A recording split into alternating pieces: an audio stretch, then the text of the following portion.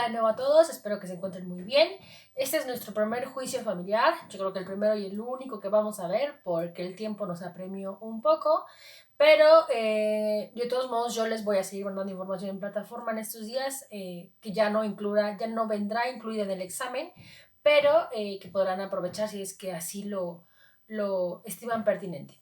El juicio es el juicio de alimentos, lo considero que es el más importante, el más común y del que a veces más se tienen consultas acerca de los clientes potenciales.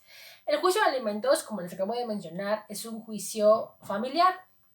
Es un juicio que se ventila ante un juzgado familiar y aquí les puse que es un juicio especial. Los juicios de alimentos son de tres tipos: los ordinarios, los especiales y los privilegiados. Los juicios ordinarios en materia familiar son aquellos que no tienen ninguna regla específica para su tramitación y siguen las reglas de los juicios ordinarios que ustedes ya conocen. Los juicios especiales son aquellos que tienen alguna tramitación específica, como su nombre lo dice, especial, para que puedan llevarse a cabo. Puede ser alguna fase, la intervención de algún organismo o cualquier otra particularidad o especificación. Y los juicios privilegiados son aquellos que se pueden substanciar, inclusive obviándose algunas partes del procedimiento cuando el juez considera más apremiante o más importante el dictado de la sentencia. ¿Qué quiero decir con obviarse partes del procedimiento? Hay juicios privilegiados en los que el juez, si lo estima pertinente, se puede saltar el periodo probatorio y dictar una resolución por lo importante o urgente de la situación. Estos casos son muy específicos, son cuestiones de violencia intrafamiliar, cuestiones de custodia de menores, pérdida de la patria potestad, en fin. Si no mal recuerdo bien, en el artículo 688 del Código de Procedimientos Civiles vienen numerados y viene más o menos cómo se hace su tramitación. El juicio de alimentos es un juicio especial. ¿Por qué? El juicio de alimentos es especial o se promueve en esta vía porque cuenta con una fase provisional. Esta fase provisional es una fase muy parecida a la fase de embargo del juicio ejecutivo. Aquí les puse una palabra que dice antes. La fase provisional se tramita antes de iniciar el juicio formalmente y consiste en que para que esta fase provisional pueda llevarse a cabo o ejecutarse, se tienen que acreditar tres circunstancias. Primero, la causa generadora de la obligación alimenticia. ¿Cuál es la causa generadora? La causa generadora puede ser el parentesco, el matrimonio o inclusive puede ser un testamento, ¿de acuerdo? La causa generadora, ¿cómo se va a acreditar? Siempre se acredita con actas del registro civil, es decir, si es el hijo, si es el padre, si es el tío, el sobrino, todas aquellas personas que de acuerdo a la ley tengan derecho a recibir alimentos y a su vez la obligación de darlos. Esa es la forma en la que se va a demostrar la causa generadora. Si soy el ex cónyuge o la ex concubino o el ex concubino o la ex concubina, entonces también tendré que demostrar que esa es mi causa generadora. Acuérdense que tratándose de cónyuges o ex cónyuges hay algunas causas o requisitos específicos para poder acceder como acreedor alimenticio, ¿de acuerdo? Entonces primero hay que acreditar la causa generadora, insisto, con actas del registro civil o con un testamento. Después se va a tener que acreditar la necesidad del acreedor. La necesidad del acreedor, tratándose de menores e incapaces, se presume. Es decir, si ustedes promovieran hoy un juicio de alimentos en donde el acreedor va a ser o son unos niños de 8 y 10 años, entonces la necesidad se tiene asumida o presumida y no hay nada que demostrar. Si por el contrario se trata de algún joven de 18 o 20 años que sigue estudiando, bueno, precisamente que sigue estudiando va a ser la razón que ustedes tendrán que acreditar para que proceda esa fase provisional. Y lo siguiente va a ser acreditar la posibilidad del deudor. Y aquí les puse un signo de pesos porque la posibilidad del deudor se traduce específicamente en su posibilidad económica.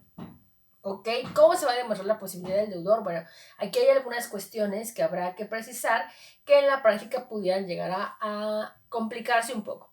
La posibilidad del deudor, digamos, en un escenario fácil o en un escenario práctico, se demuestra fácilmente, o sea, acredita fácilmente si el deudor es una persona que tiene un trabajo estable, trabaja en una empresa en donde recibe una nómina mensual o quincenal, porque entonces solamente se acredita pidiendo informes a la empresa que a través de un oficio para que informe a cuánto asciende su posibilidad económica, nos informe y ya está.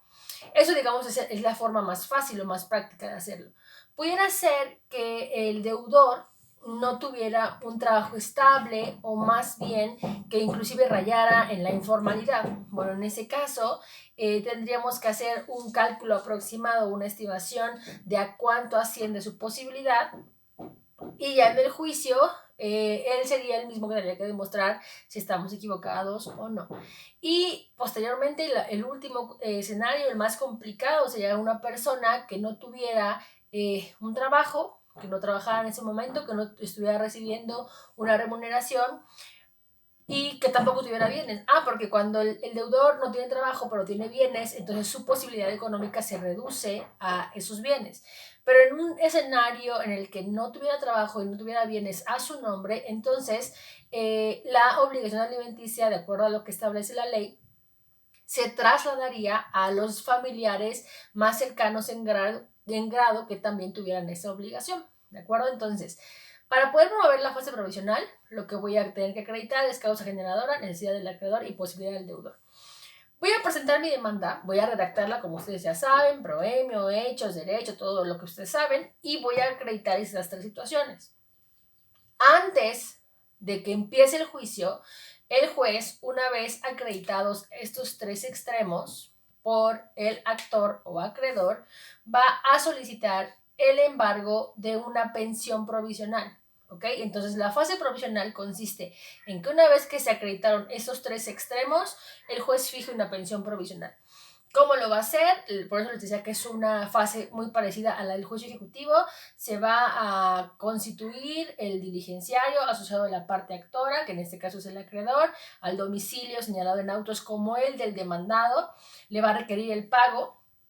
Atendiendo a esto, el juez va a fijar la pensión en un porcentaje del salario. ¿Ok? Va a fijar la pensión en un porcentaje del salario que de momento no puede ser mayor al 50%. Por experiencia les puedo decir que los jueces, como todavía no hay juicio, únicamente se acreditaron estas tres circunstancias, los jueces generalmente se van bajo, alrededor del 15 a 20% como pensión provisional o pensión alimenticia provisional. Se construyen en el domicilio y le van a decir se le requiere por el pago de la cantidad a razón del 15% sobre su sueldo mensual.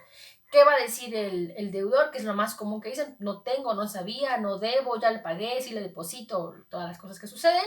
Y entonces, como no paga la pensión en ese momento, va a procedérsele al embargo de un porcentaje de su salario. Para que todo esto pudiera pasar, el juez previamente, una vez que recibió su solicitud y se acreditaron estos tres extremos, el juez va a mandar un oficio al lugar de trabajo del deudor alimenticio para que este empleador o patrón descuente este porcentaje y pueda así retenerse o puedan retenerse las pensiones durante el juicio. Por eso se llama pensión provisional, porque una vez que el deudor se niega a pagar, se traba el embargo sobre un porcentaje de su salario que va a quedar firme durante todo el juicio. Por eso es una fase provisional, todavía no hay juicio, a él todavía no le emplazan, todavía no contesta, ¿de acuerdo? Una vez que esto sucede, que se establece el embargo sobre la pensión provisional o en caso de carecer de algún salario se embarga algún bien, entonces ahora sí inicia el juicio. ¿De acuerdo? Por eso, si ustedes lo ven, es muy parecido a lo que pasa en el juicio ejecutivo, solo que en lugar de tener un documento con ciertas características, pues tenemos que acreditar estos tres extremos. Ya se embargó el porcentaje sobre el sueldo o se embargó el bien, entonces procedemos al juicio. Se emplaza al demandado, tiene el término de 12 días para contestar, inicia el juicio con todas sus fases, las que ustedes ya conocen, y se ofrecen pruebas, alegatos, se dicta una sentencia definitiva, ¿de acuerdo? ¿Cuál va a ser el objeto de la sentencia definitiva? Que esta pensión, que en un inicio fue, insisto, de 15, 20, 25% máximo, que es provisional, que solamente se pagó durante la duración del juicio, se convierte en una pensión definitiva. ¿Qué quiere decir que sea una pensión definitiva? A partir de que causa estado y hacia o hasta el momento en que el acreedor deje de necesitar los alimentos. Por ejemplo, si el juicio inició cuando el acreedor alimenticio era una menor, una mujer de 8 meses de edad, es decir, una bebé, el juicio la sentencia se va a pronunciar cuando ella tenga 1 año y medio, pensando que tardó unos meses más el juicio. La pensión definitiva va a ser firme desde que ella tiene 2 años hasta que cumpla el trabajo, se case y, en fin, o tenga medios de subsistencia, ¿ok? Entonces la pensión definitiva ya queda firme. Ahora, es diferente, el monto generalmente tiende a cambiar porque, insisto, cuando el juez fijó la pensión provisional en este momento, no tenía pruebas por parte del deudor. A lo mejor aquí la mamá demandó, o el padre que se está haciendo cargo del menor o de los menores, demandó con estas características, se le asignó un 40% y en el juicio el deudor logra acreditar que esa persona que demandó también tiene ingresos y también tiene un trabajo. Entonces el juez lo que va a hacer es repartir y quizás en lugar de fijar un 40% hacia el deudor, va a fijar un 25% y un 25%, lo cual va a hacer que se reduzca la pensión definitiva a través de la sentencia, ¿ok? Este porcentaje que se fija aquí no es fijo. Este porcentaje va a quedar a discusión y a prueba durante el juicio para que finalmente se dicte una pensión definitiva, ¿de acuerdo? Les acabo de decir que esta pensión ya queda firme para todo el tiempo que dure la obligación alimenticia, así sean 10, 15, 20 años, solamente con la salvedad de que la misma ley establece que las pensiones se aumentan conforme se aumenta el salario mínimo, pero esto tiene que ser siempre a solicitud del acreedor, no se aumentan de forma automática ni lo hace el juez de oficio. Bueno, la sentencia quedó ya firme, es definitiva y tengo una pensión que estoy cobrando mes con mes. ¿Qué sucede? Esa sentencia definitiva, a diferencia de cualquiera otra que causa estado, que ustedes ya saben que queda firme y ya no puede promoverse ningún tipo de recurso, esta sí se puede modificar. Esta sentencia definitiva se puede modificar por causas supervenientes, ¿de acuerdo? Esa sentencia se puede modificar en cualquier momento, insisto, en cualquier momento, por causas supervenientes. ¿Cuál puede ser una causa superveniente? Bueno, yo al momento en el que me dictaron en mi carácter de deudor la sentencia definitiva en mi contra, me embargaron un 50% del sueldo, cosa que estuvo muy bien los primeros 4 o 5 años, pero sufro un accidente de trabajo y mi sueldo es reducido en función al accidente de trabajo, a la incapacidad que recibí o a la indemnización inclusive. Entonces, yo ya no tengo en ese momento en el que sufro el accidente y me he reducido mi sueldo, el mismo o la misma posibilidad económica. Entonces, ¿qué voy a hacer? Voy a solicitar la modificación por causa superveniente. Sí, juez, cuando yo me fue dictada la sentencia definitiva en mi contra para poder pagar una pensión definitiva de alimentos, yo tenía o ganaba esa cantidad, pero ahora ya no. Pasó algo que, acuérdense, una causa superveniente es algo que no existía, que se produjo y que modifica algo. Entonces, hoy que me pasó esto, ya mi posibilidad económica no es la misma que en este momento, por lo que solicito que se modifique. Puede ser solicitar para modificar o para aumentar. Esta modificación se hace o se solicita a través de incidente. Ya no se promueve un nuevo juicio. En este mismo juicio, no importa el tiempo que haya pasado, se promueve un incidente para modificar la sentencia definitiva. Ustedes recuerdan que yo les expliqué en su momento que en los incidentes se tienen que ofrecer pruebas. Bueno, yo ofrecería las pruebas tendientes a acreditar cuál es la razón por la que yo necesito que se modifique. A lo mejor estoy pagando la pensión de una mujer, de una niña, que se casa a los 19 años. A los 19 años yo no tengo obligación de mantenerla. ¿Qué voy a promover? Mi incidente de reducción de pensión alimenticia o de modificación de pensión alimenticia, voy a acompañar el acta de matrimonio y con eso el juez automáticamente quitaría la pensión alimenticia, ¿de acuerdo? Mismo supuesto sería en el que, bueno, yo les puse 2 ejemplos para reducirlo, pero pasaría lo mismo en caso de que se tuviera que aumentar. Si el acreedor de momento tiene una posibilidad económica que es superior o las necesidades del deudor del acreedor, perdón, también cambiaron. Puede ser que sea un niño sano durante su adolescencia y de repente enferma y requiere tratamientos costosos, médicos, especialistas y demás, bueno, también se puede modificar, ¿ok? Esa sentencia se modifica por cualquier causa superveniente a través de incidente en cualquier momento. ¿De acuerdo? Básicamente estas son las especificaciones del juicio de alimentos. Espero que les quede claro. Les subo el video, espero sus aportaciones y la próxima vez será que realicen el examen. Hasta este tema será el examen.